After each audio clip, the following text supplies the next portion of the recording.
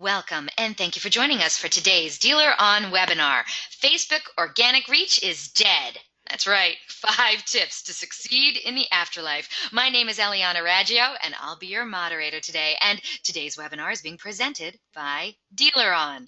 And for anyone who isn't familiar with Dealer On, well, we're an award-winning website development company and digital agency, and we're best known for our amazing SEO, the absolute best customer service, and the highest converting website designs in the industry, including the brand new Chameleon responsive website platform. We're so committed to lead conversion, optimization, and customer service that Dealer On is still the only company in the industry bold enough to offer a money-back lead guarantee program. So does your website company guarantee you a 50% lift in leads or your money back? Well, then maybe you should check us out at our gorgeous brand new Dealer On website at dealeron.com.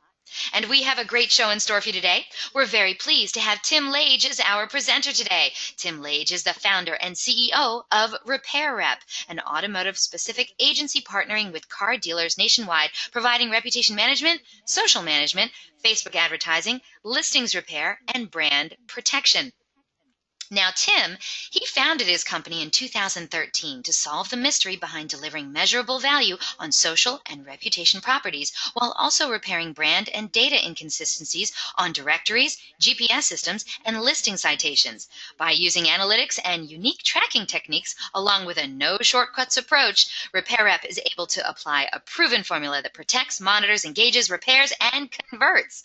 Prior to starting his agency, Tim invested 15 years helping dealerships succeed online as an executive for several major automotive vendors, and an additional 7 years working inside car dealerships in a variety of capacities and roles. His unique background in automotive, paired with his working knowledge of everything digital, combines to make him and his company, Repair Rep, a source dealers can trust. Tim is a highly respected member of the automotive community, and he can be reached at tim@repairrep.com.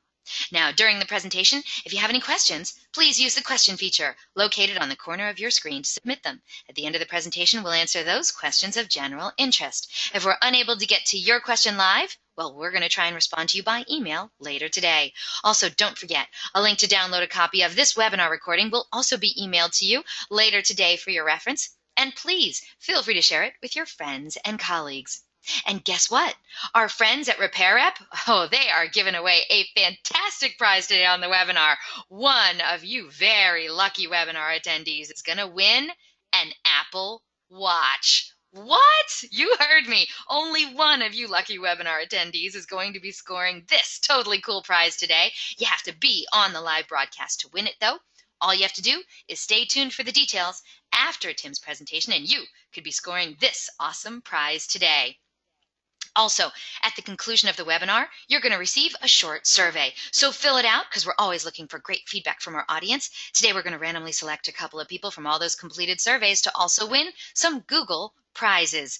And hey, do you tweet much? Well, you know what? We hope you do. We'd love to see what you have to say about today's presentation, so please tag us in it. You can use hashtag DealerOnWebby. I'm at Eliana Raggio, and Tim is at Tim Lage or at Repair Rep LLC. We look forward to seeing what you're saying. So let's get started. Let's hear about how Facebook organic reach is dead and the 5 tips to succeed in the afterlife.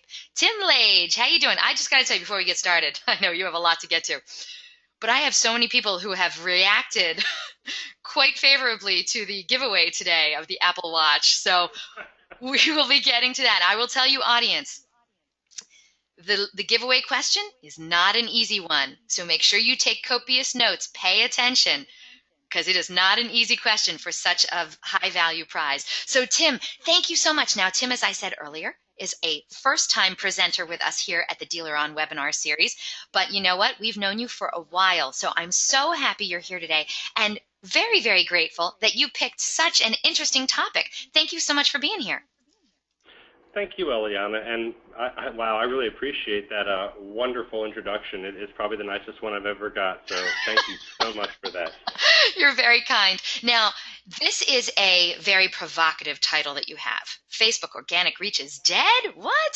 So what we want to know is, what are the kinds of things you're going to be talking about to our wonderful audience today? Right. So we'll get right to that. And just to clarify, by organic reach is dead, I want to make sure, and I'm sure that everybody on the phone probably understands what I mean by organic reach, but it's the same as if you look at Google before there was pay-per-click. You could reach people organically, like Dealer On's websites provide great SEO, search engine optimization. That's how you reach people organically. The other way, just to really generalize things, is to pay to reach your audience. So what we're talking about here, and I've been monitoring this over the past 12 months, is the decline of Facebook's organic reach in their news feed to at or below 6% reach. And we're going to dig into that a little bit deeper. But what that means, just in translation, is if you have, just an example, 1,000 fans on your Facebook page, you divide that by 6%. On the average post that you put on your Facebook page, you're going to reach 60 users. So we're going to cover that among some other primary objectives here as we go through this presentation. One of the things we're going to cover is simply curating, organizing, and posting engaging content. This can be a struggle. It sounds simple, but it can be a struggle to actually find what exactly do you want to post, what content is engaging. Besides posting pictures, which I think are wonderful, people, new car owners and their pictures with the salesperson next to the car and the likes of that, those are fantastic, but you also need to post a variety of content. So we're going to show you some tools that we like to use for that.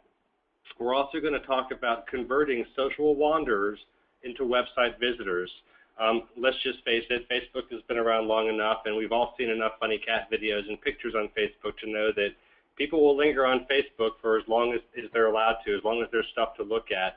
We want to take those people off of the wandering aspect and take them to your website, which is the highest converting internet property that you guys have out there, as fast as possible. So we'll talk about how we do that.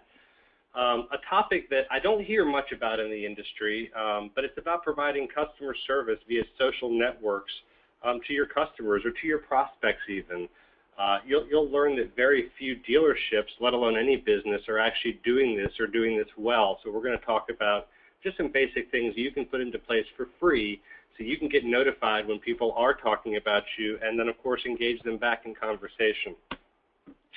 We're also going to talk about Facebook advertising to reach your local audience. Local notices in all caps, because that's all we're going to focus on throughout this presentation. You're probably going to get sick of me saying the word local. As a matter of fact, some of you, if it is the afternoon, you can make a drinking game out of it. Every time I say local, have a drink on me. So, Eliana has already started. I joke. I don't know if she has. And finally, yes, we're going to do... me and my Poland spring water over here, we're going to have a doozy of a time. I know, me and my fourth cup of coffee. So if I'm talking fast, it's because of the coffee. It's not how I normally am. Blame it on the caffeine. I don't know. We're also going to have a Q&A at the end, which I encourage everybody. If you have any questions at all, we're going to cover, a whole lot of content here, especially when we get to the Facebook advertising. I could spend hours and hours and hours talking about just that one topic alone. So I'm trying to give you all just some tips and basic hints and some services you can use for free to accomplish everything you see here on the objectives. So let's talk about the facts first. And I promise you throughout this presentation, I will throw up some stats, but I'm not a huge presenter in the way that I like to just show stat after stat after stat. I prefer to tell a story, but some of these stats are so relevant that we just have to get them out there in the open. And you might know some of these. So the first being that more than 1.3 billion, I think the last I heard today was 1.4 billion, if that makes that much of a difference. People use Facebook to connect with what matters to them, and 64% visit every day. This is the really cool one right here. People visit Facebook when they're open to discovering. That's unique right there. More than 850 million people visit Facebook every day. 700 million of them are on mobile. So just think about that number for a second. That's over 80 or 82% are coming from a mobile device, and that's going to be critical, and you're going to hear me use that being mobile-focused throughout this presentation as well. I mentioned this at the beginning. This is, I think, the title of, or at least part of the title of this presentation. Less than 6% of your fans see your content organically. We're going to dig into that and find out what that means and what you can do to increase that number. And finally, this one might get some of you guys a little bit. I'm not trying to insult anybody, but having 10,000 Facebook fans no longer equates to a better or more successful page. As a matter of fact, I don't know that it ever equated to a better or more successful page.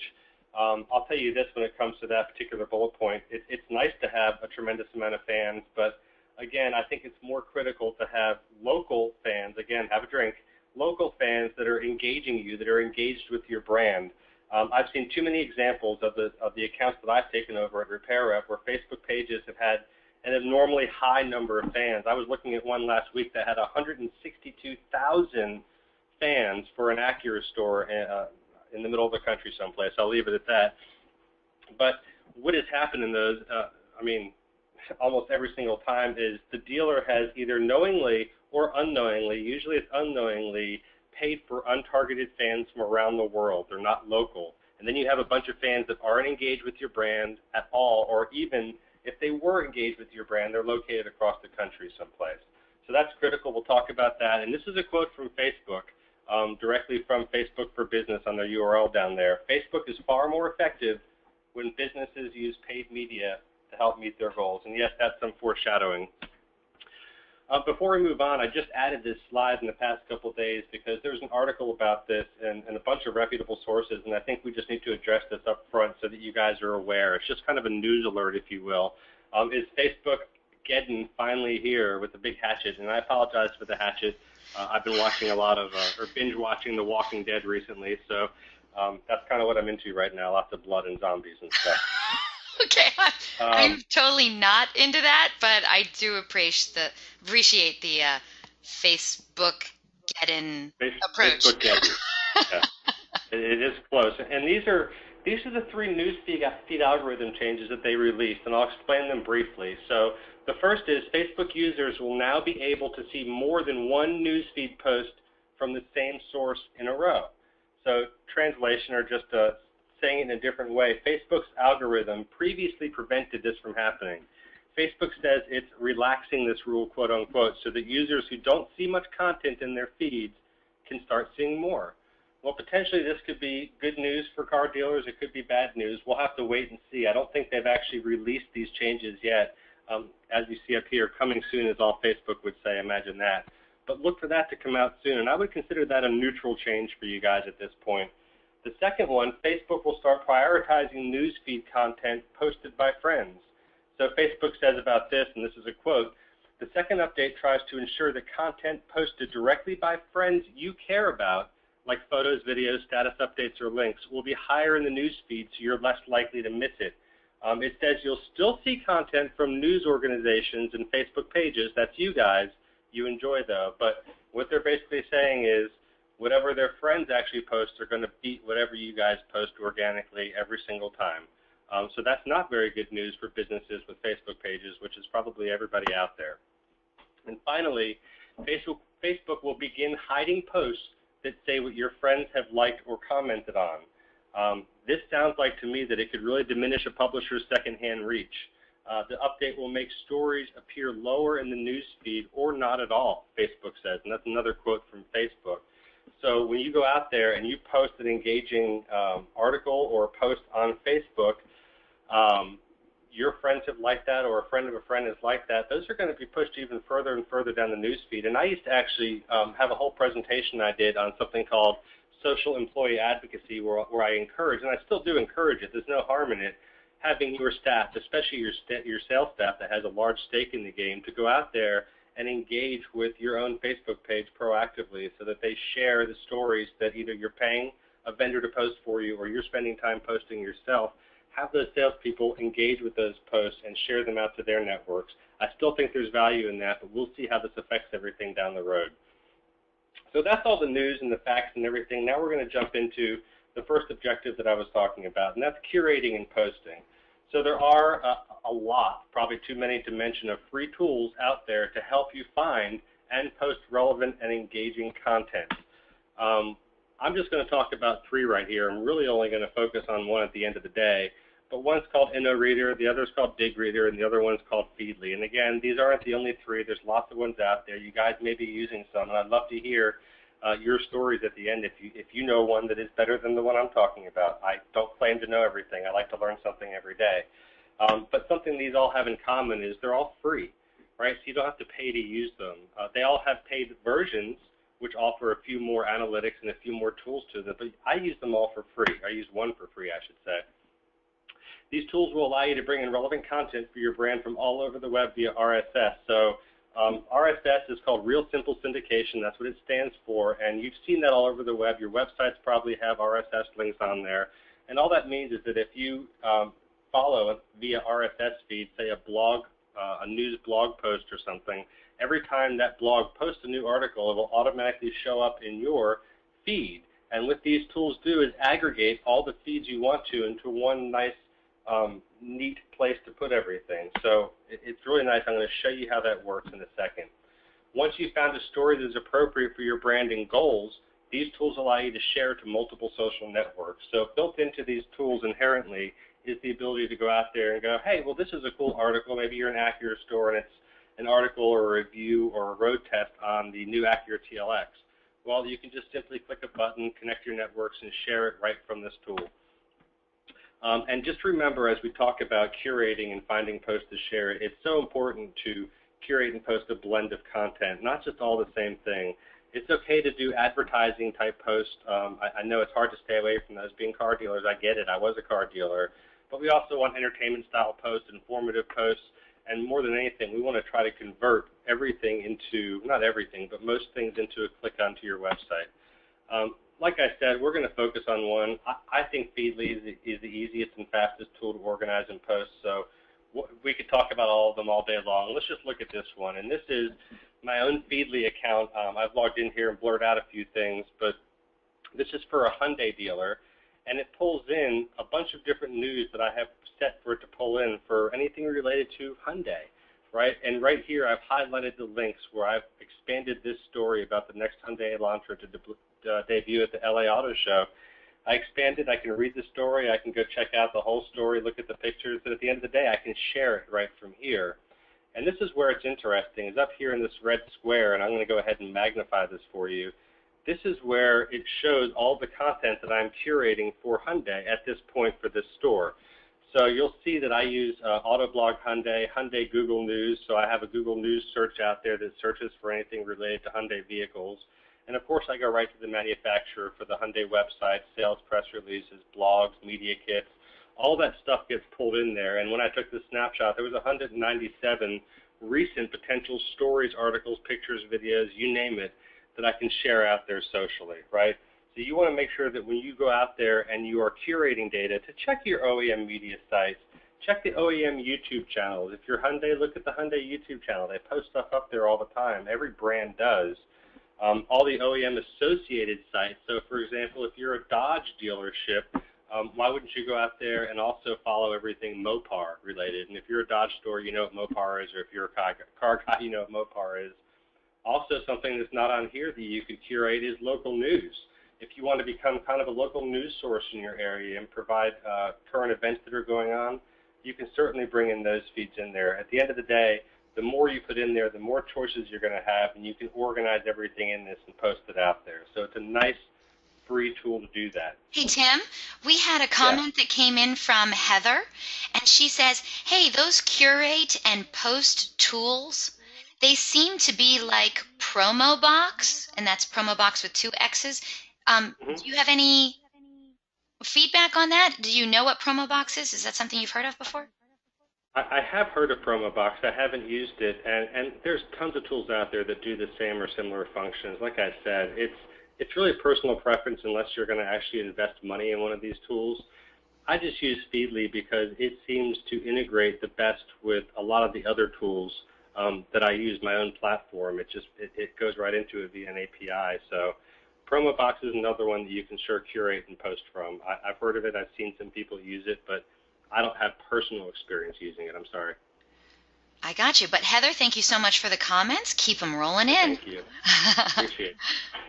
So next we're going to talk about, now that we've curated this content, we've found stuff to post, we have a means with which to post things. We want to make sure that we're not wasting time and effort trying to talk to the whole country or worse, the whole world, when that can actually happen. So there's 3 drinks for somebody, local, local, local. So there's a couple easy tips and settings that you wouldn't believe when I take over new accounts, how many of these are just set wrong. And it just blows my mind. But Here's the first one, is you go into, mind you, you have to be an admin of your Facebook page. That goes without saying for pretty much everything I'm going to say on Facebook. You have to be able to actually change the settings and post to your Facebook page. It just makes sense. And if you go into Facebook and you go into the settings area, you have all these general settings here, and this is the main one right here, country restrictions. Most of the times, this is just left blank, and what that means is that it will show it to anybody in the world, to be honest with you. So just go in there, add the United States, and check off, only show this page to viewers in these countries. That way you're only going to be targeting the United States. It makes sense. It sounds very simple, but you'd be surprised at how many people do not have that set correctly. And this is kind of a hidden feature. I call it hidden because they don't really advertise this. Facebook always adds little things and buttons and they show up. So I wanted to walk you through this really quick. This is just an example Facebook post, as it says there, with an example picture for my Repair Rep account. And there's a couple ways you can do this, but the easiest way, if you wanted to, you could target your local audience and actually pick as much as a city and state for each post individually, because maybe you want to post just people in this city or that city, depending on the style of post. And all you have to do is, when you're creating your post on Facebook, you click the little globe, click location and language, and it comes up with this screen where you can choose everywhere, by state or province, or by city, and you can even add multiple cities in there and save post settings. That way you're only targeting the people that are close to you, that are within your primary market, right? So now we've done all this, and we want to focus again on converting those social visits. So this is what it looks like. I call it a visual representation of your geo-targeted Facebook audience. The first tip to converting is targeting local. You want to find your audience. In this example right here, this store is in North Carolina. They're actually in Lexington, so I've added a couple other cities that surround it with a plus 50-mile radius search. So now I know this dealer is located right here. I've got the whole middle of North Carolina covered for this store, meaning that when I post them, and this is how they wanted it, and we can always tighten the grip if we want to, but this is who they want to market to. This is where they want to go with it, and this is what it looks like if you were to see it on a map. If Facebook doesn't allow you to see it, I wish they did have a kind of a graphical representation of that, but that's what it would look like. So this is how you're going to do it, and one of the easiest ways to help you along, in a couple different fashions, is tracking the clicks on the links on your social posts. So I recommend, and some people may disagree, I have a couple reasons for this, but use trackable URL shorteners. My favorite is Bitly, so we'll just talk about that, but Google has one, Owly has one. There's a number of them out there. Most of them are free. Some of them, like the curating services, you can pay to use. But you can also brand your shortened URL, which helps it look a little bit less spammy when you're putting that in your post.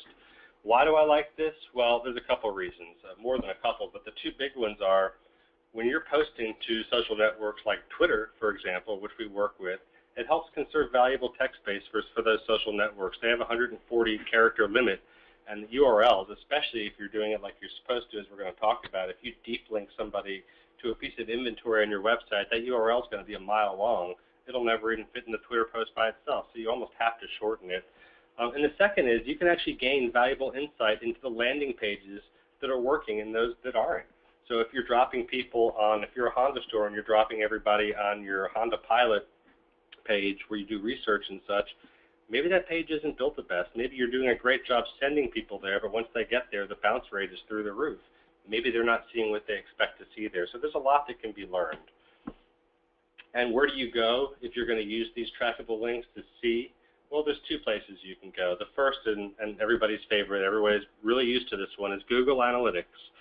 So it's quite simple in here. I've drilled down in this graph right here to the acquisition section in Google Analytics and down another level or two to just look at the Facebook referrals. And you can see that right where the arrow showed up. Over here is where the source is coming from, and you'll see 4 different variations, which is, I'm glad you're seeing that in this example. There's the m.facebook, lm.facebook, there's just plain Facebook, and then there's l.facebook.com. These are extremely confusing because Facebook doesn't like to really say what all the different ones mean. I think we can all guess that M stands for mobile, but LM is also mobile, and L is actually also mobile. What? All they mean the difference. Yeah, in case you're wondering, mfacebook.com means it's coming from the Facebook app itself. So someone is on a smartphone and they have their app open. LM and L, for that matter, come from a browser on a mobile device. So they're not on the Facebook app, rather they're in a browser and using the mobile version of it. And then you can see down here where 35 come from just Facebook.com. Again, this leads you to realize that it's a mobile-focused world right now. This has been coming for many, many years, and we just need to realize that it's here. So a vast majority of these, 82% in this example, came from a mobile device. And what's nice about having good quality posts when you are especially doing an advertising style post and you're going to deep link them to the place on the website where it makes the most sense, where you're going to get the highest conversion, is that we have a relatively low bounce rate. I skipped it right there, but it's 35%. The other place you can go to track the links is if you use Bitly, you can go right into Bitly and get some insights for free. Again, this is the free version. So, the first off over here, you can visualize the clicks and drill down into these. And again, this helps you understand what pages are working well and how many clicks you're getting on a certain day without having to dive way deep into Google Analytics. And the pie chart over here just gives you another visualization and breaks it up to let you know just how many clients are coming from mobile or email clients, instant messenger, air apps, and direct, or just the Facebook desktop site. This is huge right here to have this data and just have it laid out so simple, right? It just makes sense. So I said this a couple times. I'm going to show you what it looks like now. Converting social visits. Deep link those valuable clicks to relevant pages on your website.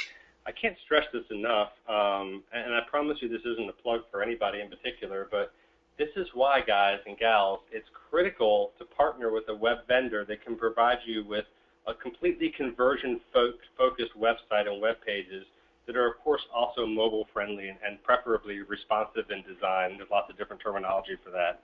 I've worked for many web vendors in the past. That's kind of where my history comes from with Reynolds and DealerTrack and ClickMotive back in the day. And we always prided ourselves on having these pages where when people landed on them, the phone numbers are right there. The form is in the top right where it's supposed to be or was supposed to be a few years ago. Call to action buttons, everything. It's so important that you partner with a good company for this, or it just won't work as well. So in this example, this is just a post that we did a while ago, it looks like, the beginning of the year. But it's for a Toyota store. Roll out this year in a brand new Toyota. Now here's the clear call to actions I was talking about. Check out the great deals, and here's a short link right there, or shop Toyota, and there's another short link right there, and there's the video they can watch and what this post is all about down here. So if somebody clicks on, well, check out the great deals, where do you think that should go to? Too many times, if there even is a link, when I look at other dealerships' Facebook pages, if there's a link, it goes to the home page, and then we're just doing damage to ourselves. So when I click on that, it deep links right to all the Toyota incentives on that dealership's website. So now the consumer is taken to a place where they expect it to go in the first place. It lowers the bounce rate. It increases the relevance score on Facebook and just boosts the conversion rate that much. I won't go back, but if I click on the other link to shop Toyota, well, guess what? It takes me to all the relevant models that are on special on this Toyota website. So now I have an inventory and I'm a customer and I can look at 170 vehicles and browse through. And this site is clearly conversion focused. It's responsive design, and I can click these call to action buttons or drill down in. It sounds really simple, but this is what I said in the beginning, what I think Eliana said. There are no shortcuts to making any of this work. Everything takes a little bit of extra effort, and I can't stress enough that as I look at hundreds of different Facebook pages every day and every week and every month, people are just satisfied or just resting on having a company or themselves manage, quote unquote, their Facebook page, but they're just going through the motions. They're just putting stuff up there. They're not advertising behind it effectively. They're not doing anything. So you get what you pay for. Just make sure that if you're doing it in-house, take the long road. It'll pay off dividends. And if you are paying a company to do something for you, just make sure that they're doing things the right way.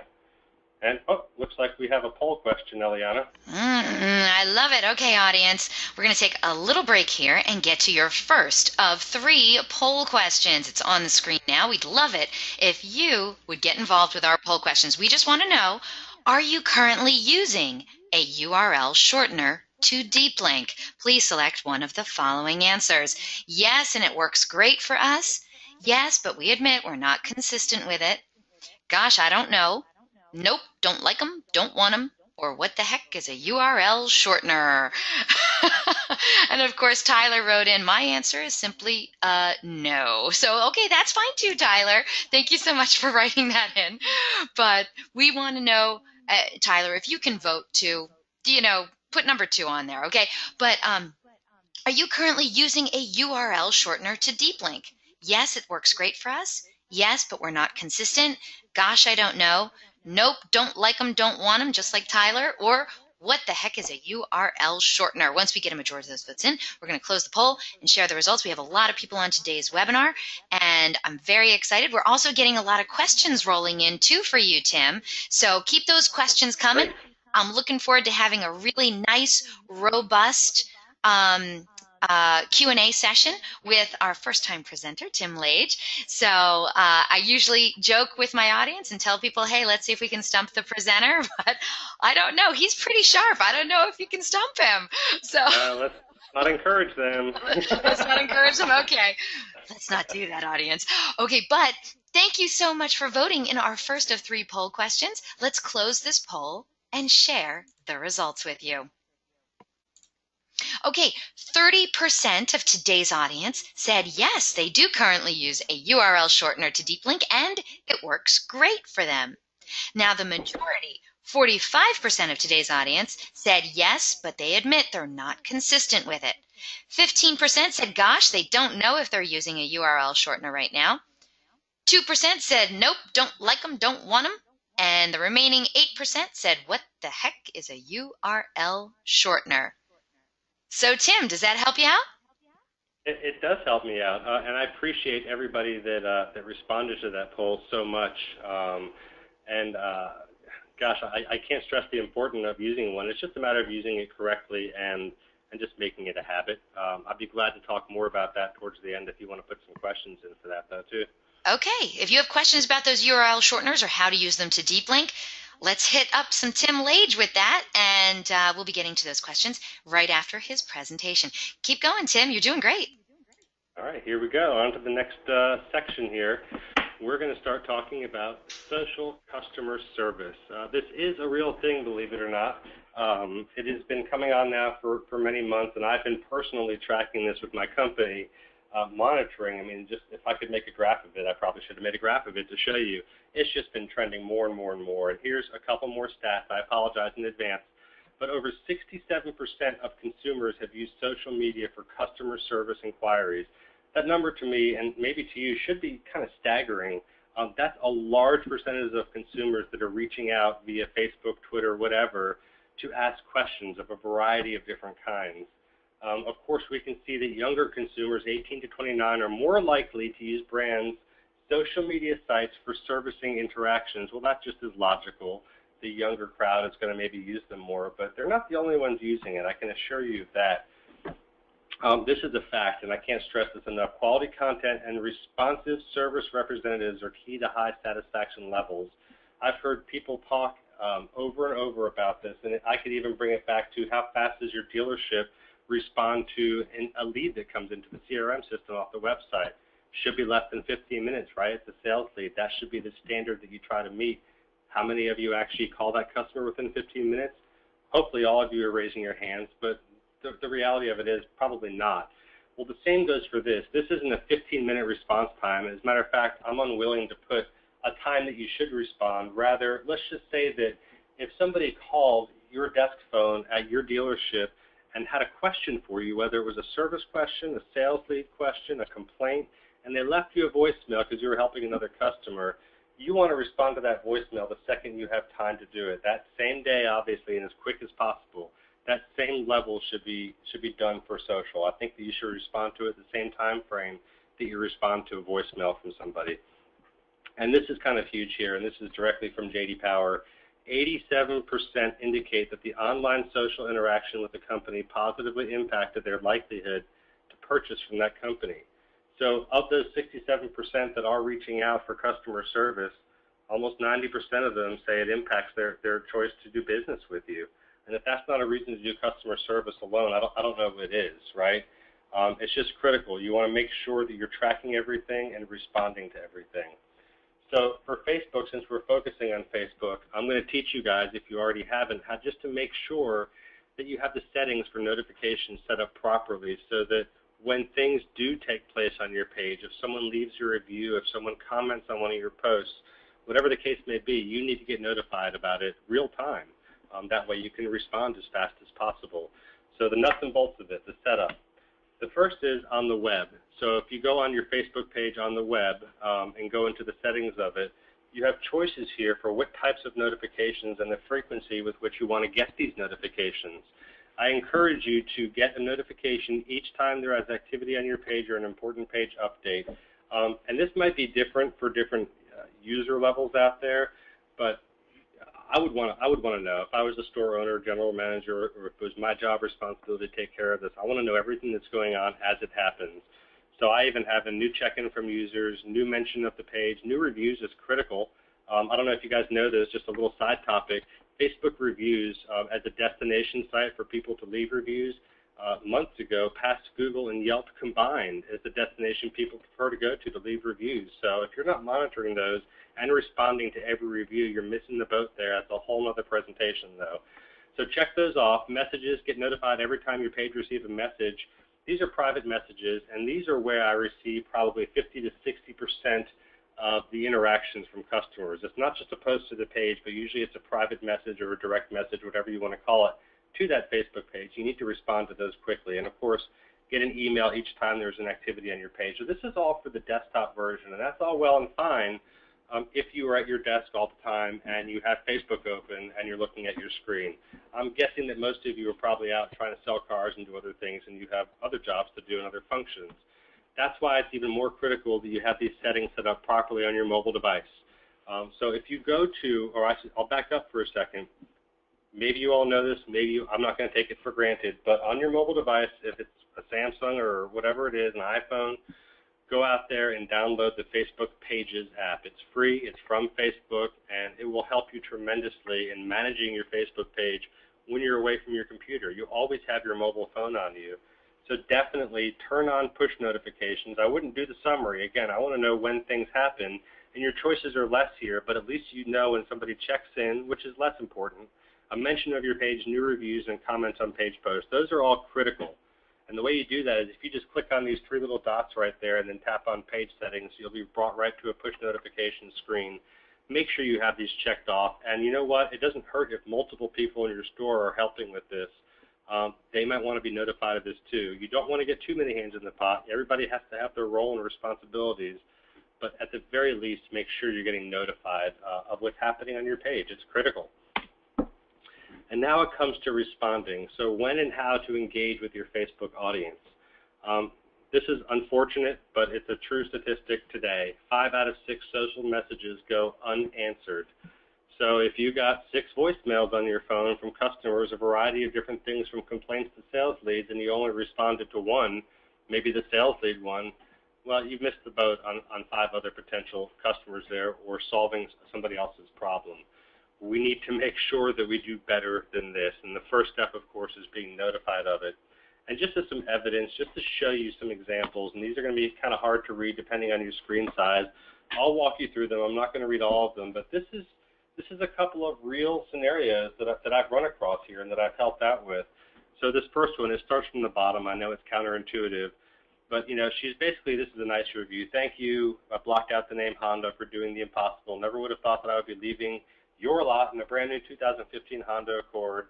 Thank you for everything. Brendan and Dustin did an amazing job. I'll share this experience with others. Thank you a million times. Shelley. So she did that 40 minutes ago, and I responded pretty quickly, hey, thanks so much for taking the time to write us. Enjoy the new Accord. And because I know the importance of getting the review on Facebook because it matters, it adds to the star rating, I asked her politely, hey, if you have time, we'd really appreciate seeing this feedback in our review section on Facebook so others have visibility. Bam, there's a short link to it. Thanks, Shelley. She responded back instantly, I'm on it. You're awesome. Thank you. That's just one example. Here's another example. So that was a positive one. Here's a negative one. You can see it starts off at ripoffreport.com/bada-bada-ba. Oh, my, that's never a good thing. Never a good thing, right? So she sends this link and then seconds later sends this statement. oh, I'm sorry. She sends this link. I read it and look at it and respond immediately. Hey, we'll get this is at nighttime, so the dealership wasn't even open. We'll get the necessary folks involved tomorrow. Appreciate the feedback. And I go on to say, just thank you. We're going to get somebody directly in touch with you within a reasonable amount of time. She responded back immediately. Again, this is 9 or 10 in the evening. She lets me know I tried to send messages from my phone and 2 different laptops on 2 different sites, and it would not click the send button. And she's referring to the dealer's website was having trouble submitting the form. So I asked for her contact information. She sent me her name, her phone number, her email address. I said, don't worry, we'll get your concern addressed. And she went from starting with a rip-off report, from then going to, well, I've been trying to deal with this for 3 days now. Thank you for actually responding. Right? What if that was one of the 5 to 6 that went unanswered? What about this one? This one is I've lost my only set of keys to my car. How much damage is it going to cost? It's a 2000 Honda Accord SE. So I responded back because I don't know how much that costs, but this was at 12:39 in the morning. I responded back at 9:07 a.m. Hey, we're checking on this for you, Jennifer. Respond shortly with an estimate. She gave me a thumbs up. I got a hold of the service department, got the estimate, got another thumbs up, and that's a customer that actually did go in and have that key cut. It's not a big deal, but it's customer service 101. And finally, hey, this is a sales lead. This is great. I heard part of a commercial on 95.7 about Honda matching your tax refund. Is this for new cars only? And also, how much do they match up to? Thanks. That's a sales lead if I ever heard one. And I responded back, hi, Ashley, thanks for reaching out socially. We're checking and get back with your information soon. I also encouraged her to call Peggy, and I blanked out the last name. She's the point of contact I had for that store. Followed up with Peggy shortly after this, and this nice lady, Ashley, had called Peggy immediately after I sent this and got her into the store. So why wouldn't you be doing this? Why aren't you today listening and responding to your customers? And it brings us to a very quick and another poll question. That's right, audience. This is your second of 3 poll questions, and this is a good one. We really want to know how you're doing on this. So the question is on the screen now. We'd love it if you'd vote. Are you currently getting notified to and responding to your customers socially? Please select one of the following answers. Yes, we're locked and loaded on Facebook. Yes, we're getting notified, but we're not responding consistently or in a timely manner. How about, I see some alerts, but I don't do anything with them? The 4th answer is, I got some, but I had to turn that crap off. It was so annoying. And I just want you to know, Tim said he actually heard that from somebody. So that you might be like that person, and that's okay. We just want to know what's happening at your dealership. Or the last answer is, I have no clue. Maybe someone else in the dealership does it. So the question is, are you currently getting notified and then responding to your customers socially? Please select one. Yes, we're locked and loaded on Facebook. I do get notified, but I'm not responding consistently or in a timely manner. I do see some alerts, but I don't do anything with them. Yeah, I saw those alerts, had to turn that crap off. It was so annoying. Or I have no clue. Maybe somebody else does it in the dealership. Once we get a majority of those votes in, we're going to close the poll and share the results. And audience, you guys are great. Look how quick those votes are coming in. I love that. And Tim, I think they're really looking forward to that prize giveaway. Also, great questions coming in from the audience. Keep them rolling in. Really, really great stuff. So thank you so much. We are going to get to all of your questions as soon as the presentation ends. And Tim, if you're ready, I'll close this poll and we'll share some results. Eliana, let's go ahead and do that. Let's do that. All right, audience, thank you so much for your votes. Let's see what everyone else has to say. Okay, the overwhelming majority, 77% of today's audience, said yes, we are locked and loaded on Facebook. Now, that being said, 17% of today's audience said they do get notified, but they admit they're not quite responding consistently or in a timely manner. 3% of today's audience said they saw some alerts, but they don't do anything with them. And the remaining 3% said they have no clue, and they're guessing that someone else is doing it in the dealership for them. Tim? Very interesting. Okay, well, I'm glad that 77% of you are actually getting these notifications and responding. That's actually a larger number than I thought. So kudos to everybody on the phone call. That's a great job. Yeah, I got a smart audience. I know my audience. I love you. Okay, here we go. Back to you, Tim. All right. So now we're going to talk about the next topic here. this is one that is near and dear to my heart. I think it's so critical. Facebook drives service ROI. Everybody loves hearing that in a presentation, right? Oh, it's going to increase my return on investment. What is it? How's it going to do it? So first, let's talk about the number one reason people like your Facebook page. Hate to break it to you, at least most of you, but I know you want to believe that people like your page because they think you're cool, or maybe your brand is cool, or maybe you look like this guy, and he is super cool. But this is not the main reason that people like your Facebook page. He's your definition of cool? All right, just making sure. Knight Rider all the way. Come on now. Word. The style of the 70s. Come on. So, yeah, David Hasselhoff would be great if he owned a dealership. Maybe he does own a dealership in Germany where he's very popular. I don't know. But the number I'd buy a car from him, wouldn't you? I would buy Kit from him. That guy knows cars. Yeah, I know. I agree. So the actual number one reason that people take the time to like your Facebook page is because they feel like they're going to get some special offers. And we all know how important, you've looked at Google Analytics on your website. You know, the number one place, the destination, if you will, on your website that folks tend to gravitate to is your new inventory, your used inventory. But usually a close third or fourth is going to be your specials or your incentives page or something along those lines. People always want a deal. And again, it's the number one reason people are going to like your Facebook page. They expect to see deals on the Facebook page. And more than just deals or offers or specials, whatever you want to call them, Facebook calls them offers. They want to see something a little bit unique to what they can get anywhere else. Meaning that if you're looking at this example, this oil change at $39.95, and this is just what it looks like over here for an example on the desktop, maybe the deal on your primary website, you might have the same special up there, but it's $44.95. But hey, if you like our Facebook page, you can claim the offer right here and get it for $39.95, right? So these are very, very popular. And again, this is what it looks like on desktop and mobile. And there's a little tip right here, and I should have made this a little easier to see. But on your desktop, again, if you're the admin of it, you have some flexibility in this left-hand column as far as what order things show up in. Facebook mandates that this little square up here be on top and then the map. But then you can click on, it doesn't show up here, but if you hover over there, a little edit pencil shows up. You can click on that, and you can drag the order of your Facebook likes or your offers, or maybe you have some events that you want to show up there, to make sure they're seen above the fold. And by above the fold, I mean before somebody has to scroll on your page. And how these work, it's really, really simple. And I encourage you to put some, and we'll get to this, but putting some ad dollars behind these too, it's well worth it. And I'll use this as an example. Here's the ad we ran. We reached 1,562 people. I put $20 behind this ad. That's it.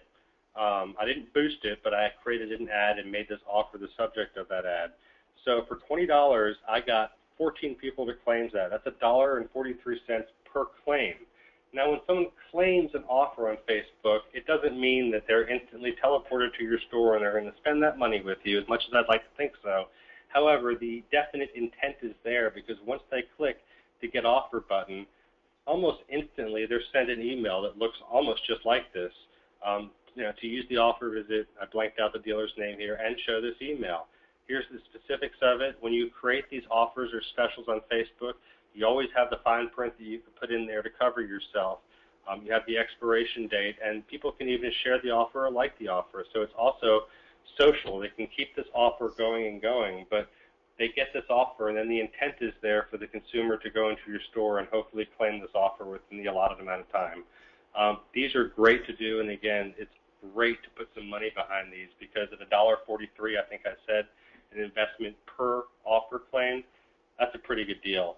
When you bring somebody in the shop for a $39.95 service like this, the opportunity is there, to upsell them with belts or hoses or a 60,000 service or whatever they may need. So this is a huge opportunity that I fear a lot of dealers aren't using today. As I look through a bunch of Facebook pages out there, I see the offer section non-existent on those sites. They're really easy to create and worth doing. And this is just an example to show you some geo-targeted service offers that we've put out there that have also done some pretty good results. All of these, I never spent more than $20, $25 on any of these offers before, but an Acura store did $150 off a timing belt service. They got 13 people to claim it. This is an independent shop that I happen to work with, and they were doing what's called a Vanos rebuild on older BMWs. 17 people claimed that. That's not a cheap service. It's like $500 or more. And brake pads installed for $99 an axle. 22 people claimed this for this dealership over here. So this is what it looks like. The key is to make sure you're realistic with your selection of your local audience. I said local again. Because folks, as you know your market, some folks are going to drive 50 miles to save $10 in oil change. Other people won't. So make sure you're targeting appropriately. And again, I can't stress this enough. Just make sure that these specials are a little bit sweeter for your fans than they would show on your dedicated site. That's why they're liking your Facebook page in the first place. And let's not forget, again, the original reason that we even started this conversation was that less than 6% of your fans see your awesome content organically. And here's some evidence just to show you that and to drive it home. In this case study, again, I'm not going to mention the dealer just for privacy's sake, but the page that I'm talking about, this is maybe 2 weeks ago, they had, at the time, 10,238 fans. That is, by all means, that's a lot of fans for this brand, this franchise store, and where they're located. When I took over the account, they had maybe 8,000 fans, and I think it was just abnormally high, but I think that has a lot to do with them selecting vendors. They told me as much, that did things that they really weren't supposed to do without the dealer knowing, by just putting page-like campaigns out there for all over the world, all over the country, and building up their fan base very quickly, but it's going to yield next to nothing as far as results from them. So here's the first example. These are some posts that we did at Repair Rep. This is a more advertising style post. GMC Canyon earns Ward's 10 Best Interiors trophy. You can see we have a nice picture of the interior of this vehicle. We have our call to actions clear as day. Here you can research it, and here you can read the whole article. But notice, we put no money behind this, and we reached 74 people. So if we just scratch out the math really quick, well, 74 is only 0.72% of 10,238. That's way less than 6%. Let's go over here, and this is I'm showing you 3 different style posts. This is an entertainment style post, and nothing beats the intensity of opening day. Where will you catch the game, right? Here's the picture. It's nice. 102 people reached organically. Simple math says that's 1% of 10,238. And this is the best one here, guys. This is congratulations to Mr. Steve Blank on the purchase of a Chevrolet Silverado, blah, blah, blah, blah. These are awesome. Every dealer should be doing these every single day. They get the most engagement almost out of anything. As you can tell by this super high number, 116 people are reached. That's the highest number we've seen so far in these 3 examples. And guys, I didn't just try to find the lowest ones, but simple math says that's 1.13% of 10,238. 3 different styles of post, all with super low not engagement, but super low exposure, reach, if you will. I would dare to say, and at the time I started this presentation, and I gave poor Eliana one of the title pieces here, that did you know that less than 6% of your Facebook fans see your awesome content? I wish I could go back and change it to less than 2% of your fans see your awesome content. Check your Facebook page for yourself. Prove me wrong. I would love to see what anybody is doing out there that's breaking 6% on average. It'd be hard to do, so it begs the question, well, where do I start? Well, this is the last topic we're going to talk about, and it's the largest topic, and unfortunately, again, this could be multiple-day presentations, so hopefully I do a decent job of just trying to teach some folks out there, or maybe showing a tip or two that you guys didn't know about Facebook advertising. We want to identify your audience, we want to engage them, of course, and we want to hyper-target those ads so we can drive more business. So, before we get started, well, Tim, what does hyper-targeted mean? That sounds like something made up. I don't know if I was the one to make it up or not, but it is hyper-targeting. So let's talk a little bit about audiences first. Audiences are within Facebook, and you can build your own audience or multiple audiences and a bunch of different kinds of audiences you can build. As a matter of fact, there are 3 types of audiences that Facebook lets you build. One is called a custom audience, which allows you to do things like upload a mailing list if you have one, or hey, wouldn't you like to advertise to everybody out of your DMS system or your CRM system that bought a car 2.5 years ago and pull that report, have all those email addresses up there and those names and everything? You could upload that right to Facebook and really target those people to get out of their lease or get out of their finance when they hit that sweet spot. And the last is called a saved target group, and that's what we're going to look at first. So to get there, first just go into your ads manager, and down here you're going to see where it says audiences. I'll just click on audiences, and this is going to be very hard for some of you to see on your screen, and I'm going to zoom in a couple areas. And again, this is just to give you an overview, but let's click and zoom in at the top part of this right here so you can see maybe what it looks like. We're creating a saved target group here, and the first thing we're going to do is name it. So just for the purposes of this presentation, I called this in/near, so in or near market, new buyers, and I'm pretending like I'm a Toyota store. That's the only reason I put it there. Next, we're going to see that the locations I'm focusing on, by the way, I'm talking to you guys from just south of Raleigh, North Carolina. Beautiful weather here, no rain, 75 degrees. And I've kept this very, very local, and if I was this dealer, I would probably expand this to some other local cities, but I just wanted to make this really simple for this presentation. But I'm getting ready to show you how crazy hyper-targeted you can get. For example, almost jokingly, you can choose different education levels, different languages. Here I picked that I have to be a high school grad or above, even to see the ad that we're doing here, even to be part of this audience. And where it gets really cool for car dealers, probably more than any other vertical out there, is now you have this behavior section that lets you go into detail on people's finances, whether they're married or not, how much income they make, do they buy or rent a house, how big is their house. The list goes on and on and on. You can get lost in the targeting, and it's kind of scary because this is all the information that Facebook is getting off of its users. But this one right here, you can see the first title is, this is pulling from Polk. It's in the automotive section, and I'm targeting new vehicle buyers near market based on style. So those people that Facebook has seen actually click on ads or look at vehicles, crossovers, economy, full size, and down the list to small, mid-size SUV. Next, we're going to look at, again, in the automotive section, powered by Polk, new vehicle shoppers that are in market. Remember, I'm a Toyota store, so I just picked a couple here. I might have picked a couple more, but Honda, Hyundai, Mazda, Nissan, and Toyota. These are natural competitors to my Toyota franchise. So I want to know anybody that's looking for these like or comparable brands, if you will, because I want to try to capture them too and get them to buy a Toyota instead of a Honda. And finally, the last automotive section here is owners. So these are actually people that owned this brand of car. They own a Chevy car, or Chrysler, or a Dodge car, and the list goes down. I had to cut it off. And of course, a Toyota. You want to get Toyota owners in this example. But this is what you can do, and this is why I say that you can truly hyper-target people, I think, better and easier than Google AdWords, and certainly cheaper, and we're going to talk about that. But it just makes sense to go in here and you create these audiences, because once you create these audiences, you can use them over and over again.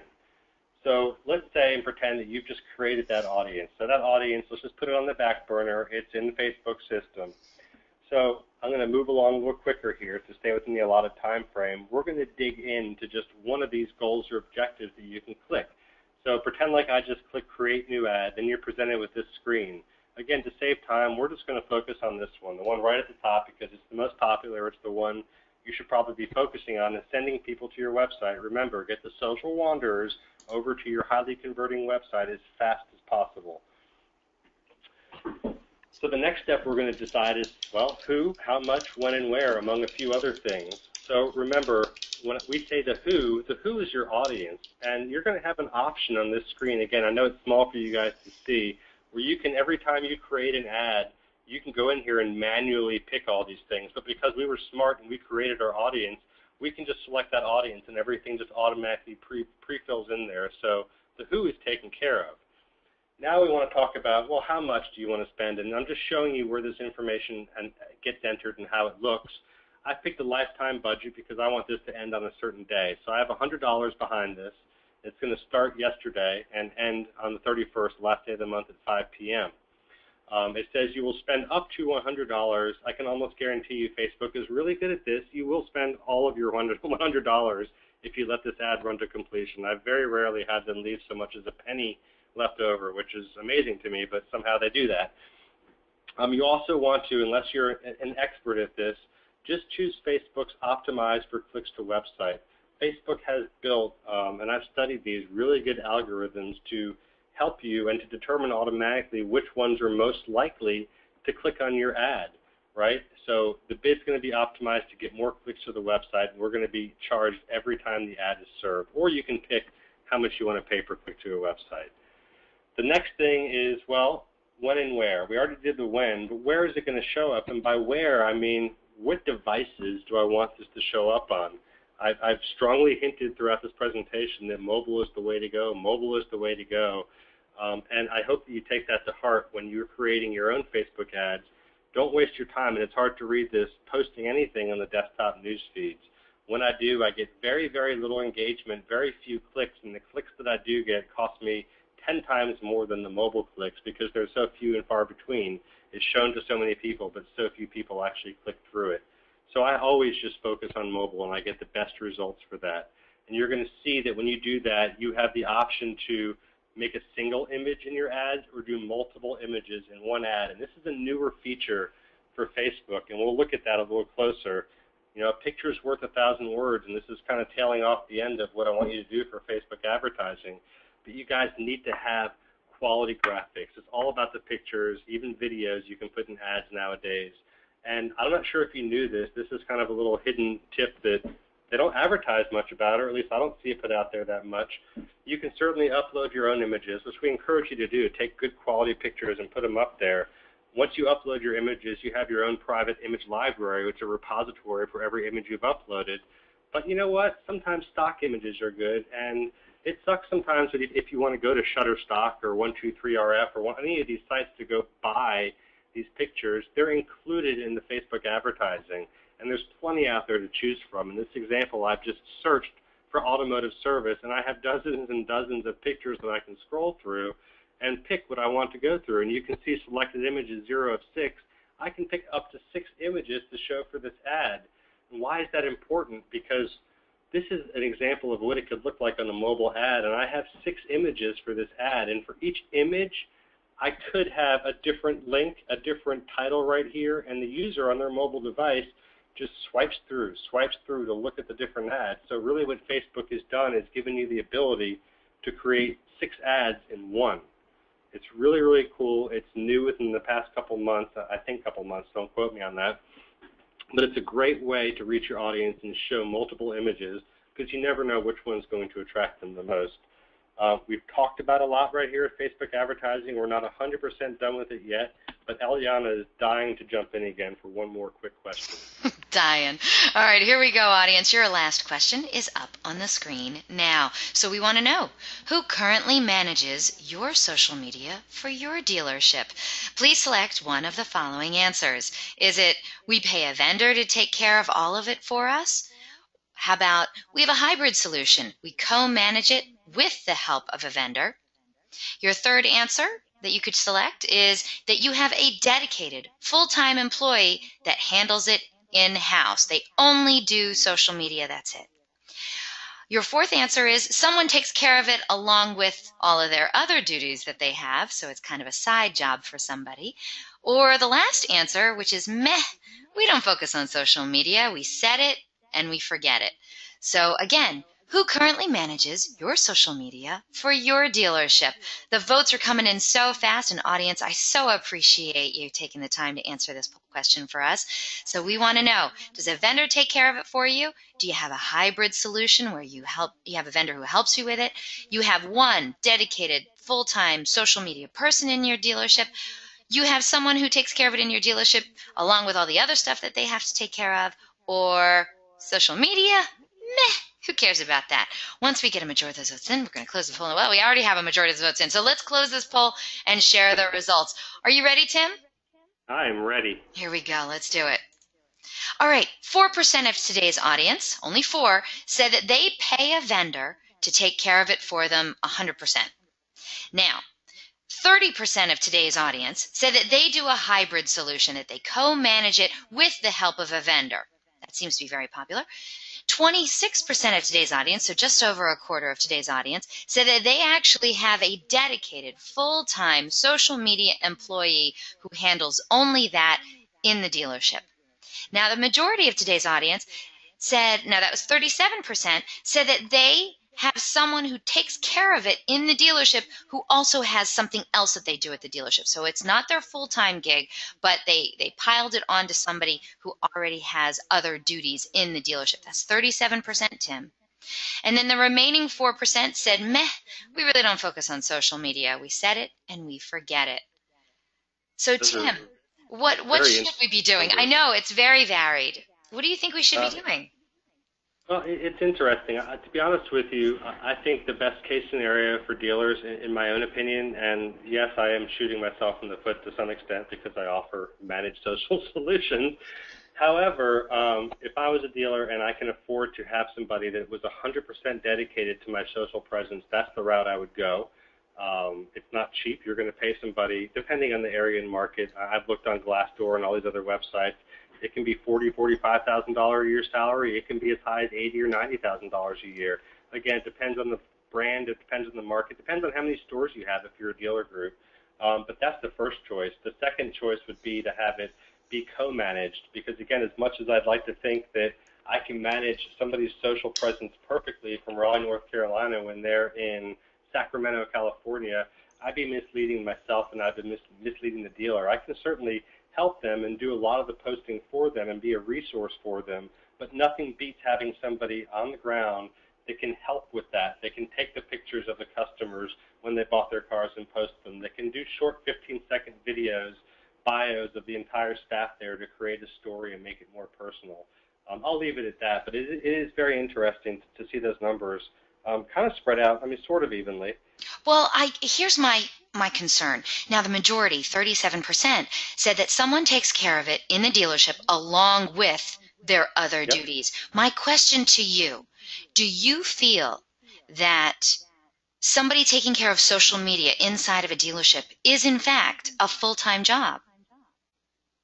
Again, it depends. I won't go out there and say yes 100% of the time, but it's the preferred way to do that. Yes, I think there is enough work out there if you're going to make this succeed to make it a full-time job, or at least make it hire a marketing person where social is a big part of their job, and then they also manage the other marketing. Maybe they work with another company for pay-per-click advertising or something. That way all the digital stuff is held under one roof. Maybe it's an e-commerce director, and he wears those multiple hats. It doesn't necessarily have to be a social media person, and that's their title per se, but there needs to be somebody that's over everything digital in every store, I think, that knows about it, that knows how to read these reports, because unfortunately, I just think a lot gets missed if this isn't done with somebody focusing 100% of their time on this.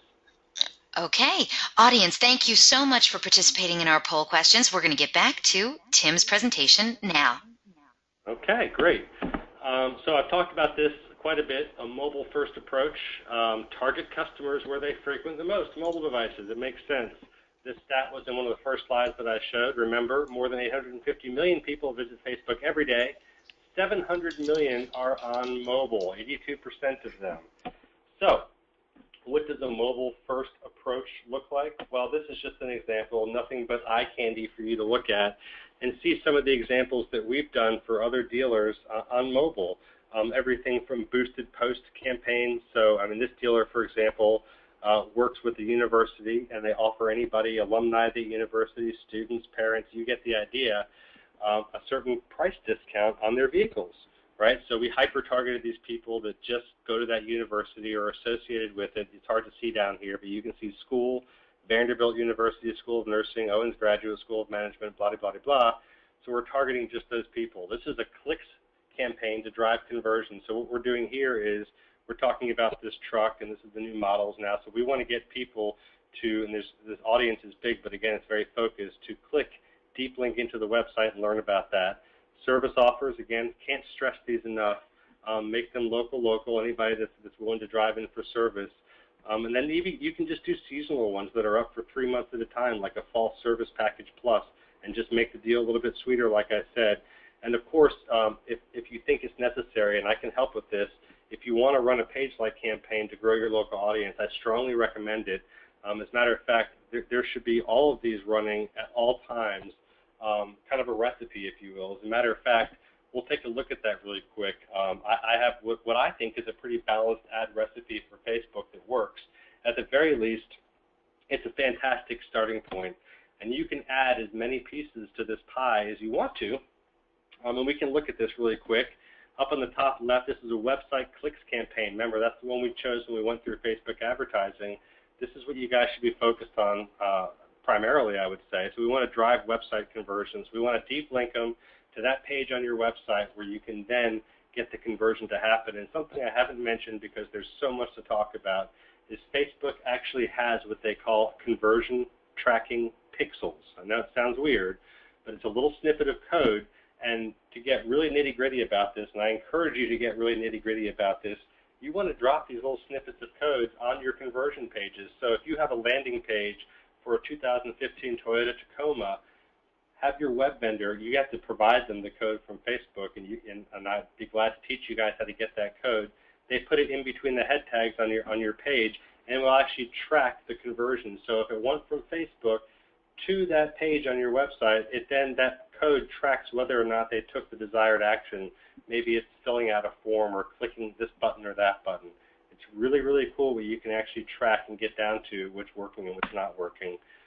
Growing your fan base, again, growing your fan base locally. I would encourage you always to have a page-like campaign running in the background. You guys can determine the budget. This is just my recipe here. Service offers campaign, I would always have 2 or 3 or more, 4 offers available on your Facebook page at any given time, and put some money behind them. Again, it doesn't cost much. Facebook is really cheap right now, but they're making you pay to play. At the end of the day, that's what you have to do. And of course, boosted post campaign, reach fans that engage. A lot of people out there, and I know this, trust me, do not like, or they have, it's a negative connotation when they hit the boost now button. It's changed, it's evolved, and let's just call it, when you post something out there and you go ahead and just boost the post, it's the easy way out. It is the shortcut approach, which is okay sometimes, but you have a lot less flexibility on what you can do and who you can target versus putting the post out there and then jumping into the Facebook ads tool or even the Power Editor and going in and doing it the right way and targeting your fans with the audiences like we talked about before. So it's critical. And again, each pie section could be different with a different goal, and you can add more pieces to this pie. But this is a good starting point. It's one that I like to use when I take over a brand new account and start from here and then kind of mix it up from there. So what should I expect to invest? Don't yell at me, and please don't make this a bunch of questions at the end, because I did my best to try to figure out what these numbers are, and feel free to yell at me and tell me I'm wrong, because some of you are out there and you're going to think these numbers are really high or really low, one of the two. But the average cost per click for automotive on Google's ad network is between $1.30 and $2.50 or more, I should say, or less also. But it's somewhere in that neighborhood. I know it's been dropping recently, but even if we say it's $1 per click, and it depends on keywords, it depends on a number of things. I get that, but that's just the average. And what we're seeing at Repair Rep when we focus on those website click campaigns is our average cost per click is 30 cents. In many instances, it's 25 cents or even 19 cents.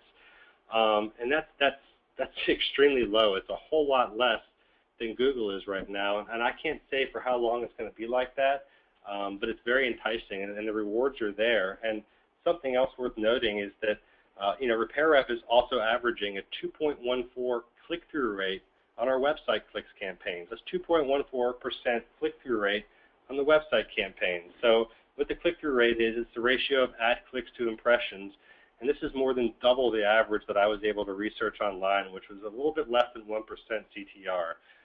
And by the way, on mobile news feeds, the CTRs are higher than the desktop by 2%, so just another reason to use mobile.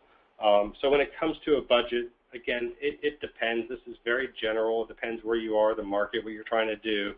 But the average that I start dealers off with is between $750 and $1,000 a month, which I would imagine is much less than you're used to spending if you do pay-per-click or have a company do that for you. It's probably less, than that. But it's a good goal to start with, and we can always flex month to month to figure out which works best to you. And you can certainly look at that by finding out what is working and what's not working. So here's the last tip for you guys with the frowny stat face. It's a little-known hack. I don't know that it's really a hack. I haven't broken Facebook to do this, but it's something that I stumbled across, and I was really happy when I found this. So I want to share it with you guys. I was really excited. And maybe I'm the last person to know this, and I'm really showing you guys that I know nothing. But nonetheless, this is a dealership that we work with, okay? It's a Chrysler Jeep Dodge Ram store. This is a post we did. It was just an engagement-style post. We weren't trying to drive traffic anywhere. We're just talking about this article. It was a local thing going on in the community.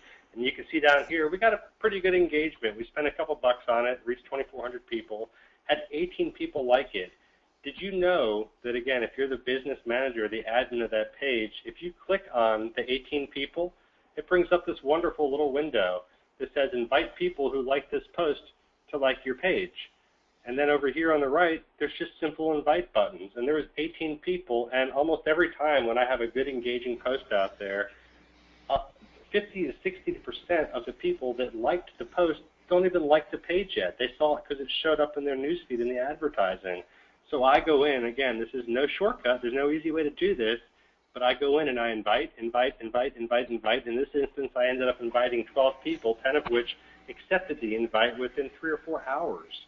It's a free way to get Facebook likes, piggybacking off of what you're spending on your local advertisements. So I thought that was pretty cool to share with you guys. I do it all the time, and I get as many as 50 to 100 likes per Facebook page for quote-unquote free. And they're all local people, too, which is nice. Well, I'll tell you, Heather wrote in, she says, great hack. And Margene wrote in, she says, I do that. It works. And Bob wrote in, great tip. So thank you so much for that. Other people liked it, too. I appreciate the feedback. I was very proud of myself. I can pat myself on my back. We're at the done here. We're at the end here, but I wanted to. I know we've gone over the time a little bit. I'm sorry, Eliana. I'm sorry, everybody. Thanks for staying on the phone. I know you want that Apple Watch, but I promised you one piece of bonus information. It's not really related directly to Facebook at all. And you guys, many of you probably are aware of this or not aware of it. I don't know, but I'm going to throw it out there. The social network brands, a lot of big brands are using successfully with 100% organic reach. It's just the opposite of everything I talked about with what we're seeing at less than 2% on Facebook organic reach. And lo and behold, it's Instagram, which is owned by Facebook. Imagine that. So Instagram is the network that if you're not already on proactively using it for your dealership, you might want to consider it. But just a few notes on that before you just jump in head first. And I like jumping in head first, trust me. But you need to have somebody at the store that's taking the photos and the videos and posting. The reason being is there's no desktop version, and that's intentional from Facebook/Instagram. You can't go up there and upload photos in a desktop version. There might be some hacked website where you can do it, but it's not their intention. It needs to be more of a real vibe coming from it where it's on the spot, you took a picture and you posted it. And the bigger thing here is, and you can do advertising on Instagram. I think they opened it up a year ago or so. But it's necessary if you want to get more followers and more engagement. You need to, more than any other network, proactively engage, follow, and comment on what everybody else is doing, as well as using appropriate hashtags and location to your images to tag other people or other companies so that they can follow you and then repost it to their network. I would also say that posting needs to be a lot more frequent than any other network. I don't know what you guys are doing today. For Facebook, for example, as far as public posts that people see, I maybe do 3, maybe 4 per week for a dealership, and that's it. However, on the ad side, I always have stuff running in the background. Instagram, at least once a day I put out there. I see lots of people do it 2 to 3 times a day. That's why it's critical to have somebody in the store that can do that and that enjoys doing it. This is an opportunity for you to tell your brand story with imagery and video. If you want to, just a couple places you can check out OEM pages. You can check out any of them, but Toyota USA is really good. Honda's really good. There's a long link down here, and I'm sure we can get this stuff to you after the presentation, but there's actually a case study for a Mercedes dealership on how they were successful using Instagram, and they have a whole website, business.instagram.com, that will help out any business understand what they kind of need to do before they jump in with 2 feet. So I encourage you guys to look at that because you can't beat 100% reach. So we're finishing up here. We have some suggested resources. I put some up here that I'd like for you guys to jot down. I know this is going to be available online after the show and everything, but Facebook for Business, it's the obvious one out there, facebook.com/business. Go there.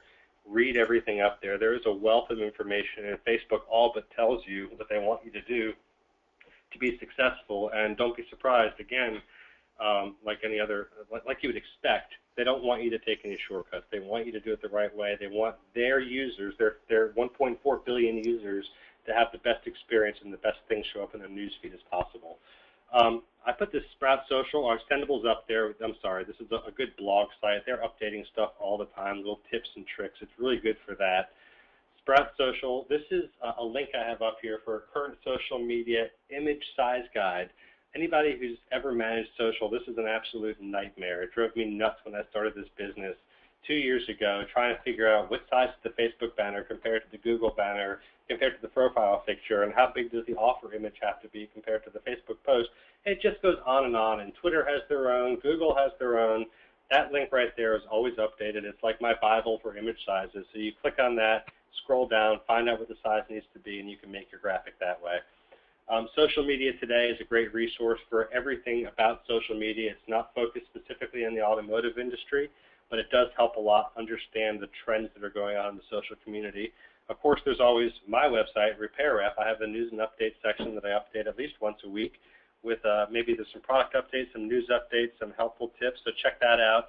And of course, at the end, email me directly, tim@repairrep.com. I'm here to help you guys. I hope that I was able to impart at least a piece of wisdom to each of you today, even if it was just one takeaway. That would make me really, really happy. And so for some homework for you guys, it sounds like a lot of you are already there, but make sure you have a tool that you like that's simple to use to curate fun and relevant stories and post them. Make sure you go in and check your Facebook location settings. I can't stress that enough. That's the first place I go, and I always find problems there. Turn on your notifications. I know a large percentage you said you already had those turned on. For those that didn't or weren't sure, go make sure you do that today. That's the number one thing. You want to make sure that you're getting those messages from your customers. Create the service offers. Make them unique. Make your fans feel special. That's what they want. And identify your Facebook objectives. Remember that recipe that I showed you with the 4 pie chart pieces? Yours might look different than that. It may have 8 pie chart pieces. It may have 2. But you need to identify what your goals and objectives are, and I'd be glad to help you identify those as well. But at the end of the day, you need to start advertising on Facebook to get real results. I would be so bold as to say that if you're on Facebook today actively, meaning you're posting several times a week, and you're not spending any money for the advertising and put behind your posts, you're wasting your time. I would just turn off the Facebook page and not even do it. I know that sounds silly because you can still collect reviews, so don't turn off your Facebook page. I was kidding.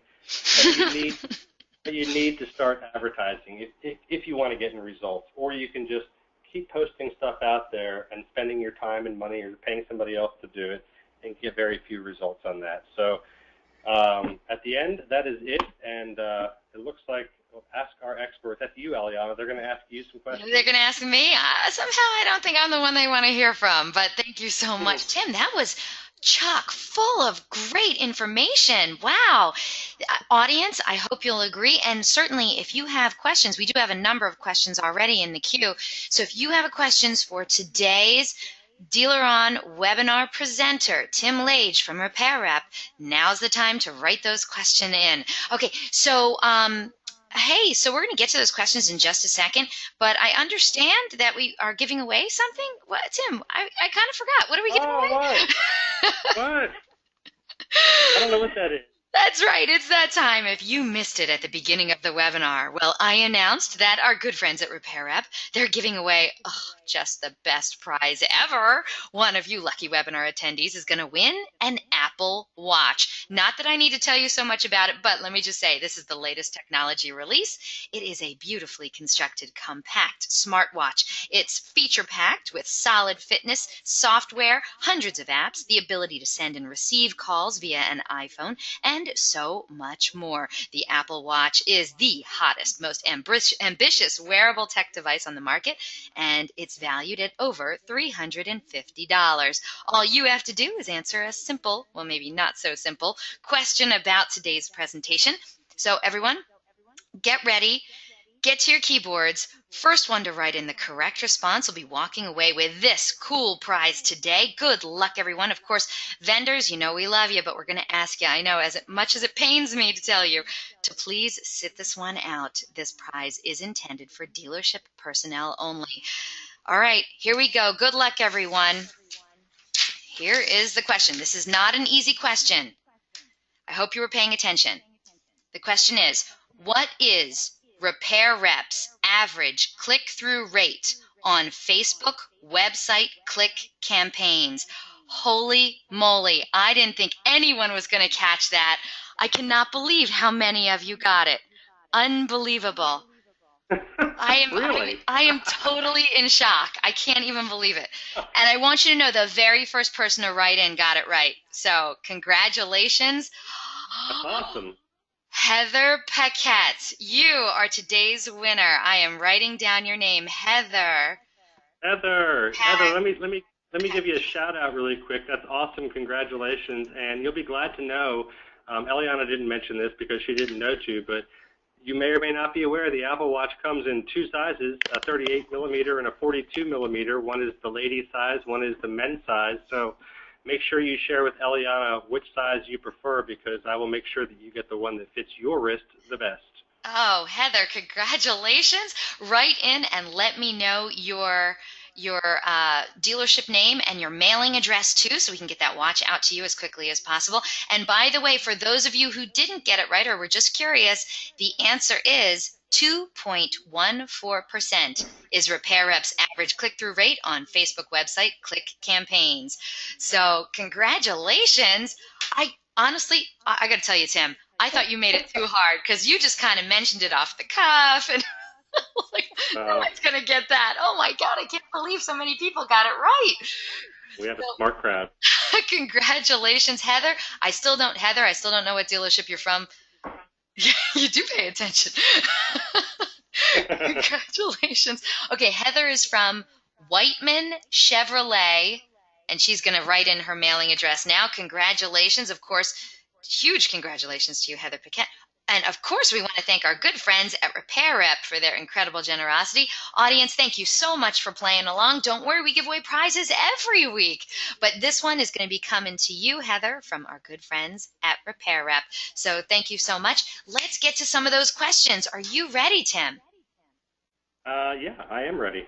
Okay, we do have some people who need to go because this webinar went extremely long. So for those of you who do have to go, we love you. Thank you so much for being here today. Yes, we are recording this, and yes, I will send out the link to you later today. If you do not get it before the end of today, then something went wrong, and email me directly at eliana@dealeron.com, and I will get that link out to you. Or just go to dealeron.com/webinars and click on the link on the right-hand side for on-demand webinars, and it'll be at the top of the list. All right? All right, so let's get up here to some of our first questions. Okay, I just want you to note, first comment that came in came from David. All right?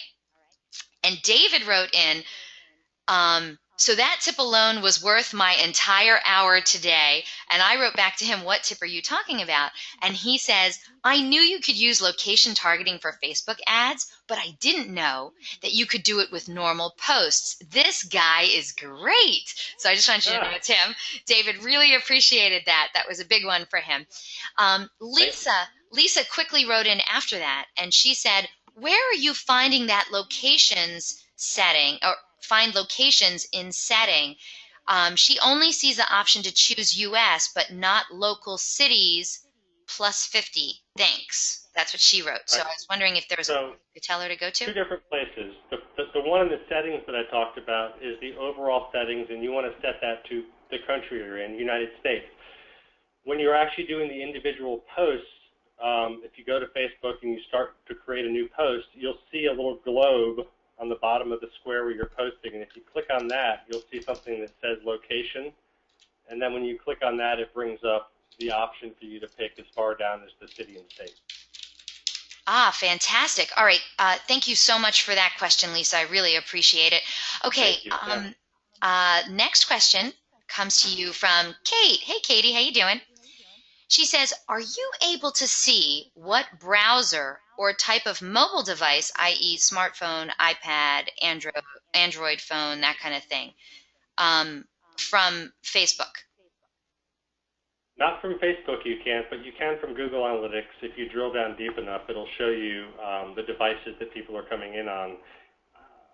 I'm curious to know why the value in that, and I'm sure you have a reason for it, because I want to know percentage of mobile traffic, maybe tablet traffic, but it used to be I cared about what devices they were on when they were in their infancy years ago. I needed to know if they were on an iPhone versus not a full-featured smartphone, but you can certainly track that stuff. You can drill down into Google Analytics and see if it's not from within Facebook itself. That's wonderful. Kate, if you have a follow-up question, you know you can always write on in. All right. Right, Kate. Thank you. Now, your next question actually comes from today's winner, Heather. She says, so you use these trackers in addition to using the analytics from Facebook? The trackers, I think you're talking about the URL shorteners, I guess. I'll have to presume that. I do, yes, because there's two different sets of data, and you can get them all from Google Analytics potentially, but it's so much easier if you are talking about Bitly. I can go in there and just take a quick look at the report and see which links I put out there were more popular than the other links, and just based on that data and the context of it, I can then determine a couple things. I can determine the posts that are more engaging, and I can also determine the links that provide the best experience for, I guess, the Facebook user, and that could be on the website side of it. So if they're on Facebook, they click on and they go to your website, hopefully they have a good landing page, or they can have a really good experience on there and convert. If they don't have a good experience and they land on the home page instead of the Toyota Tacoma inventory page, they're going to have a bad experience. And those Bitly analytics just help me digest that a little bit more. And on top of that, there are many tools out there. We use one of them internally that integrates with Bitly, for example, so that I can build reports and track how many clicks each link got real time within the reports without ever having to go into analytics. And I believe a lot of other tools are integrated with Bitly as well. So it's a good all-around benefit tool. I think that's awesome. And Heather said, yes, that does answer that. By the way, back up one question to Katie's question. She said she's looking to possibly create ads dedicated to iPhone users and or Android users, that kind of thing. That's why she was wondering. Yeah, and that's fine. You can certainly go in there and see that and see the operating system the device has, and that gives away the device itself in Google Analytics, though. Right. Okay, so let's get up to some more of these questions over here. Fantastic. Okay, next question comes to you from Carolina. Hi, Carolina. Nice to see you on the show again. Great question. She says, will you give us some examples, a couple examples, of dealerships that you think do an excellent job on their Facebook page? Sure. They're all going to be my clients. Way to go, Tim. Keeping it simple. Well, I mean, I'm just purposely saying that, but you can go check out, I'm sure they wouldn't mind me mentioning them. You can go check out, there's one in Tennessee called Don Ledford. Don, like the Don, Ledford Auto Park, Athens. There's two Don Ledford, so make sure you look at the one in Athens, Tennessee, not Georgia. And you can also look at Gary Force Acura. They're in Nashville, or just south of Nashville. They're an Acura store, obviously. Gary Force Acura. You can take a look at their Facebook pages. I'll give you one more also, just for a variety, because I mixed it up with all of them. They all have different objectives. There's a small store I just took over, so I'm just in the process of doing it. So take that with a grain of salt. But it's called M&L, Chrysler Jeep Dodge Ram, and they're in a small town called Lexington, North Carolina. And if you check out those, you can see some of the offers, how we change up the Facebook banners and the imagery and post things and create events on some of them if they have some coming up. Oh, wonderful. All right, Carolina, if you have a follow-up question, you know we love hearing from you. All right, your next question comes to you from a different Katie, actually. Cool. Okay, she says, how many emails can receive these notifications? Where do you add additional emails? So I'm guessing she's talking about the Facebook notifications? Yeah, she is. So that's all going to be determined by the roles and permissions settings in Facebook. So, for example, and I'm trying to remember all the roles off the top of my head, but you can go in there, for example, and maybe, I think it was Katie, you're the admin of that Facebook page. So you would have access, when you set up those notifications, you would certainly get notifications. Maybe you have somebody else in the store that co-managed it with you. Well, they would also get those notifications if they're an admin. There's some lower levels where you can just be an editor, or maybe you're just a marketer, and I think there's even one more. And if you go lower than the administrative level, maybe it's even lower than the content level, then they will not receive any notifications. Those people only have access to help input onto the Facebook page. They do not get any alerts or notifications from it. So I think it's the admin level and one below that. I can't remember what it's called, but that determines who gets the notifications, if that makes sense. Gotcha. All right, Katie, give it a shot. And, of course, you can always contact Tim directly if you would like some further help on that, okay? So thank you so much for that question. We still have a ton of questions, so let's try and answer them as quickly as possible, okay, Tim? I'll try. All right. Your next question comes to you from Marty, rhymes with Smarty, right? Marty says, I often find that most of our client interaction on our page is after hours, much like the examples you shared. Is this pretty common for everyone? There are some peak times of day, and again, I have to throw out there, it depends, but we have a system in place that actually tries to track when the best time is where you'll get the most engagement, and it changes. It's always evolving. For example, the three popular time frames, if you want, are somewhere between 9:45 and 11:45 in the morning, then again in the afternoon after 2 o'clock to maybe 3:30, and then again in the evening when people either get home or they're the last ones in the office and they start to browse Facebook. Those are the three main times. We try to focus, obviously, on putting things out there at the time that will get the most engagement. And another little tip that I do is when I post things socially, I always try to post it at, it sounds funny, but about 13 minutes before the hour. So if I want to post something in the morning, I might have it delivered at 9:47 a.m. The reason being is that's kind of a sweet spot between not being too early in the morning, people just got to work, but they're getting ready to go into their 10 o'clock meeting, right? So the last thing they're going to do is go on their social media and check everything out. So that's a great time to post. And that goes throughout the day. Just post in the kind of odd times before the hour. Interesting. Okay. Thank you so much for that, Marty. Love talking to you. Kelly wanted me to let you know. She says, just had to say, already getting likes from the hack. So thanks. I love it. Okay, Tyler wrote in. He says, I'd love to see that MB case study. What is the link? I'll share that with you, Eliana. It's a long link. I can back up to it again here. Hold on. If there's any way you can, well, if you can put it up on the screen, that'd be great. If you can put it into the chat feature, then I can share it with the entire audience. Or if you just want to go back to that link, that's fine too. Okay, so while he's doing that, let's get to our next question. Again, another one from Heather, today's winner. She says, are you finding deals are more of a driver than giveaways or contests on your Facebook pages?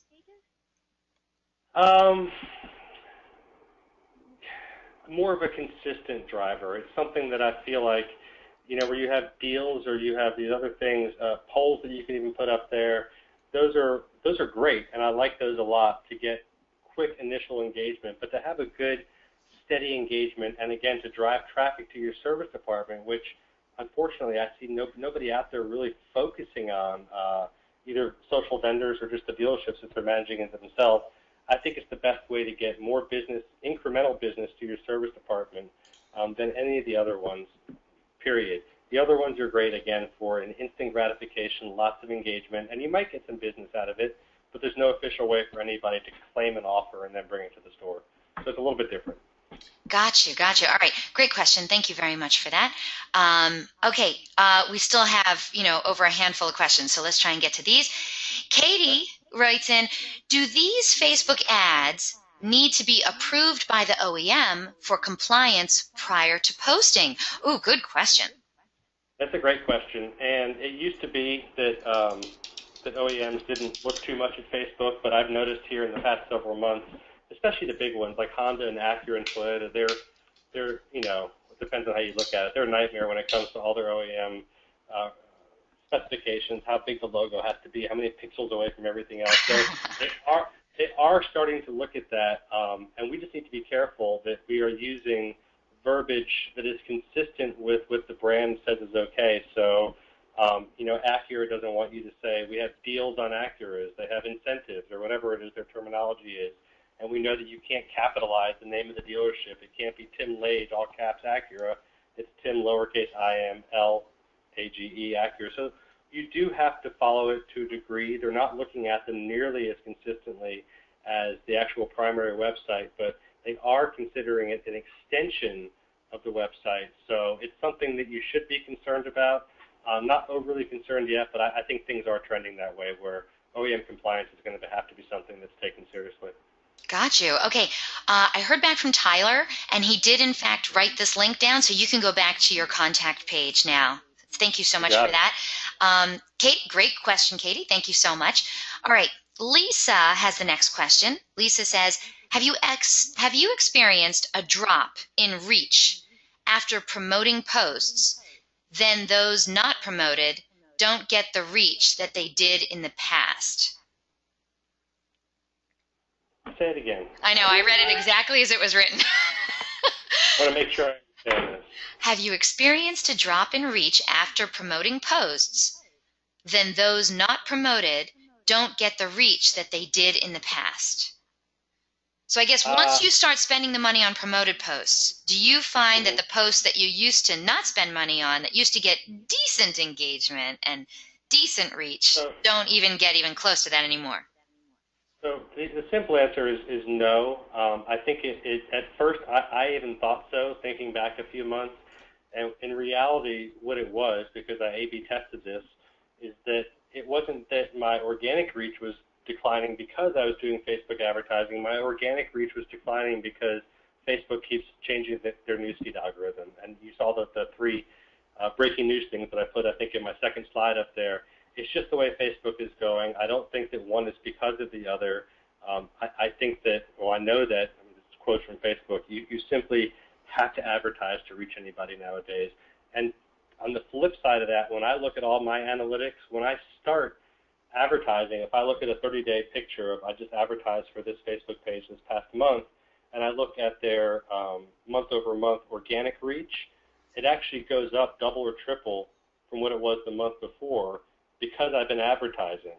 So I see my organic reach actually going up, not tremendously, but it flows up because people that see the ads then potentially share that or share this or do what they do socially, and it gets more visibility organically to the Facebook page than it would otherwise. That's what I've seen. Okay. Lisa, thank you so much for the question. Oh, and she writes in, thanks. All right. Thank you so much, Lisa. All right. Let's get to these last handful of questions. Brett, I know you've been waiting a while for this one. How do we access the recording of this webinar? Brett, I'm going to email you that link. However, if you, for some reason, don't get emails from me at Eliana@dealeron.com, you can go to dealeron.com/webinar. And there's a link on the right-hand side for on-demand webinars. Or it'll say, did you miss a webinar? And then you can click on that link, and it'll have every webinar we've ever recorded. And you know what? The most recent one is at the top. So it should be very easy for you to find. All right, Brett, thank you so much for the question. Okay. Next question comes to you from Brad. He says, how do you feel about Snapchat account for dealerships? It seems like they're catching on, but I'm still not sure. I'm still not a fan. What do you think? So, you know, it's part of my job to look at all, I mean, gosh, there's so many other social networks out there. I mean, Tumblr and Reddit and Twitter we didn't talk about, Google+, which is not doing so great, and Snapchat. I don't have any experience, I'll be honest, trying to implement it in a dealership. I've tried Pinterest and some of the other ones, Instagram and all that stuff, but to be honest with you, no. I've read about it, and I fall into the lines of, although I am an early adopter when it comes to everything technology, and when I do decide to do something, I go all in to make it work or not work, fail quickly or make it succeed. I say go for it and see how it works for you, and if it's not working for you after a short period of time, 30 to 45 days, take it off and don't waste your time anymore. I haven't seen enough evidence personally in any of my research to say that that's a route that I'm willing to invest my time and money in at this point. It's kind of like, for example, Twitter advertising. It's something that I haven't jumped on board 100% yet because and I'm messing with it and I'm playing with it to see what kind of results it yields. But I'm just sorry, Facebook is the 800-pound gorilla in the room. 1.4 billion users. You know, I forget how many it said every day, but that's where I would still focus the majority of my effort is Facebook, and second to that, Twitter. So honestly, I'm sorry, I know it's a long answer, but I don't know a whole bunch about Snapchat in the dealer environment. Let me know how it goes. Tell me. Okay, all right. Brad, thank you so much for the question. Okay, really fast. Susan says, do you recommend a social media calendar or planner?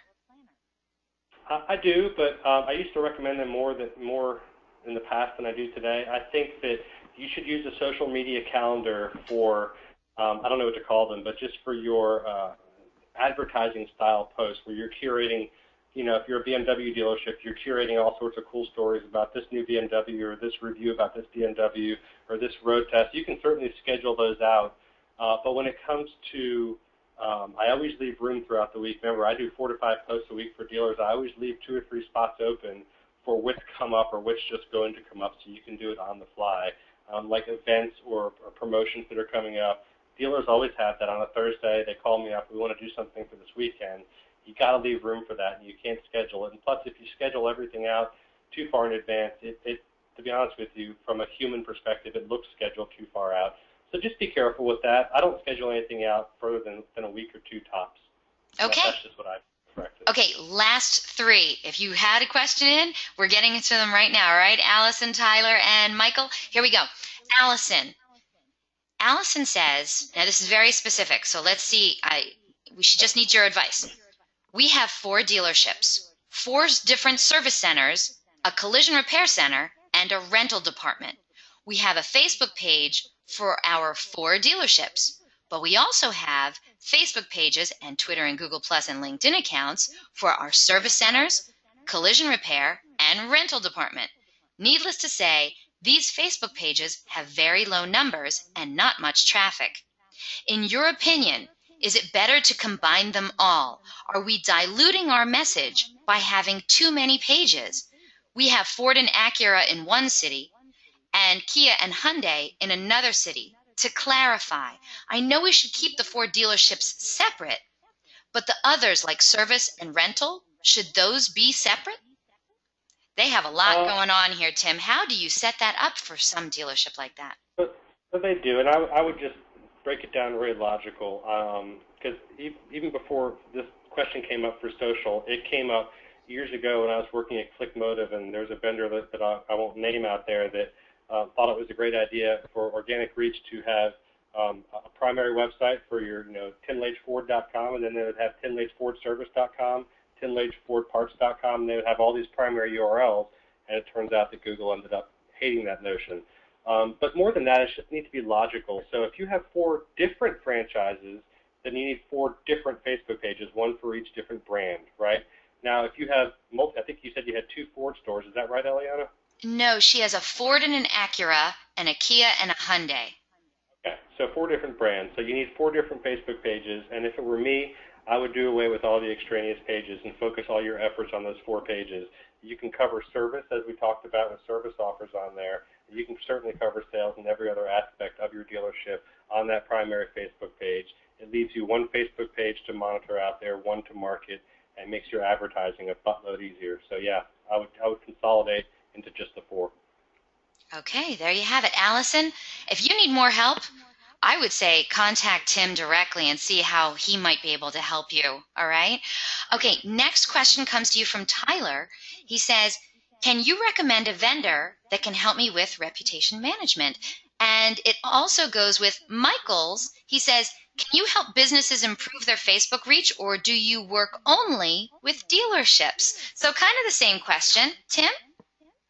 Yeah, sure. So, I mean, it's in my name, oddly enough, Repair Rep. Rep stands for reputation. So it's one of the 3 core pillars, if you will, that Repair Rep focuses on is reputation. It's a whole other topic, but it is something that we offer, and if I was going to recommend a vendor, I would recommend myself. I would recommend you too, Tim. do a great job out there. And we're actually one of the few, just because we're talking about Facebook, that our reputation tool that goes out there and scrapes the internet for where all the reviews are, whether it's DealerRadarCars.com, Google+, we pull in Facebook as well. We were one of the first ones to pull in Facebook reviews over a year ago, and I think we're still one of the only ones that pulled that in. So we absolutely do reputation. And I think the second part of the question was, do I focus only on car dealerships? The second one is from Michael. Yeah, and he says, can you help businesses improve their Facebook reach, or do you work only with dealerships?